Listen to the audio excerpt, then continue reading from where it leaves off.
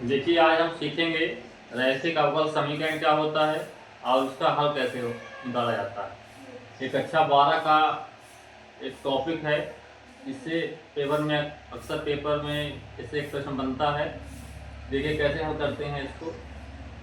रैखिक अवकल समीकरण, अवकल समीकरण मतलब एक इसमें अवकलन जरूर रहेगा, dy बाई dx रहेगा। और रैखिक मतलब होता है जिसकी घात 1 हो। इसमें एक अवकलन रहेगा, dy बाई dx रहेगा और उसकी पावर 1 रहेगी। तब समझ जाना है कि यह रैखिक अवकल समीकरण है। इसके अलावा पहचानने के दो तरीके और हैं। इसको पहले समझिए कि होता क्या है। ऐसा समीकरण जो dy by dx plus py equal to q के रूप में लिखा जाए, जहां p और q केवल x के फलन, उसे रैखिक अवकलन या अवकल समीकरण कहते हैं। समीकरण क्यों जोड़े हैं? समीकरण वह राशि या वह चीज होती है जिसके दो साइड होते हैं, लेफ्ट हैंड साइड और राइट हैंड साइड, और दोनों आपस में बराबर हो तो उसको हम समीकरण कहते हैं। देखिए यहाँ भी बराबर है दोनों, ये राशि क्या है? बराबर, इसलिए इसको समीकरण कहते हैं। अवकलन क्यों कहते हैं? dy बाई dx लगा हुआ है। रैखिक क्यों कहते हैं? क्योंकि इसकी पावर क्या है? 1 है। और इस पूरे समीकरण को कहते हैं रैखिक अवकल समीकरण। ये दो रूप के होते हैं, ज्यादातर इसी रूप का होता है, एक रूप और अभी बताएंगे हम। तो पहचान कैसे होती है? इसकी पावर 1 होनी चाहिए। दूसरी बात, ये जो y है वो मतलब सिंगल y होना चाहिए। यदि सिंगल y है, y के अलावा कुछ भी दिखाई ना दे, एक y हो तो समझ जाना है कि y रूप का है। इसका एक रूप और होता है, इसका अन्य रूप होता है, वो भी इस रूप का हो सकता है, dx बटे dy प्लस px बराबर q। इस रूप का भी हो सकता है। यहाँ पास सिंगल x दिखाई देगा। जब केवल x हो ये हो जाएगा x रूप का, और ये y है तो ये हो जाएगा y रूप का,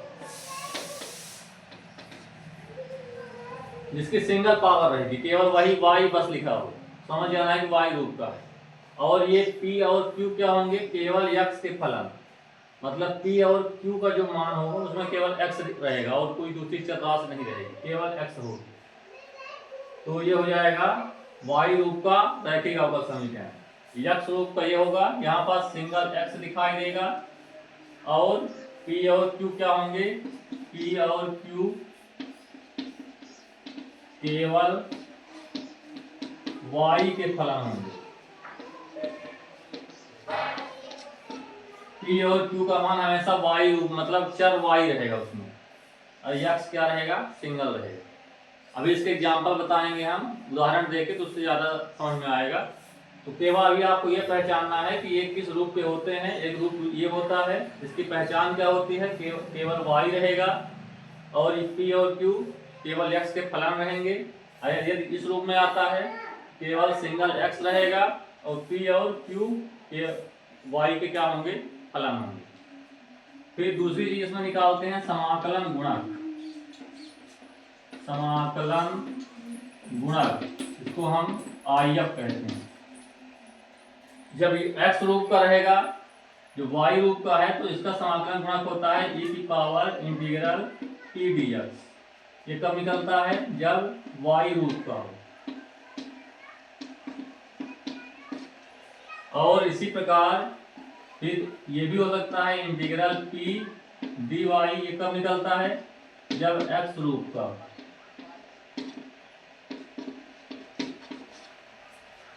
ये पहचानना है। यदि इस रूप का रहेगा तो समाकलन गुणक ये होगा, और यदि इस रूप का है तो समाकलन गुणक p dy होगा। ये p कहाँ से मिलेगा? p हमें जब तुलना करके p और q का मान निकालेंगे हम, तो वहां से यहाँ p का मान रख के हल कर लेना। फिर अंतिम स्टेप होता है हल, समीकरण का हल। समीकरण का हल कैसे निकालेंगे, हम पहले समझेंगे किस रूप का है।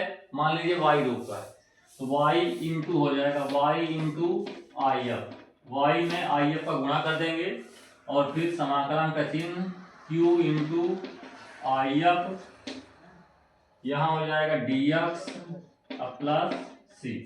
यह इसका व्यापक हल होगा। इसको हल करके जो अंतिम में आएगा वही हमारा आंसर है। ये कब होगा, ये होगा जब y रूप का। इसी प्रकार यदि x रूप का है, इस रूप में यदि कोई चीज लिखी हुई है, तब उसका हल क्या होगा, उसका हल होगा y इंटू, यहाँ y नहीं होगा x होगा, x इंटू आई एफ बराबर समाकलन का चिन्ह c इंटू आई एफ, यहाँ dy हो जाएगा प्लस c। ये कब होगा, जब x रूप का है। तो x रूप का रहेगा तो x में आई एफ का गुणा होगा, ये दोनों में सेम है, और यहाँ dy रहेगा प्लस c।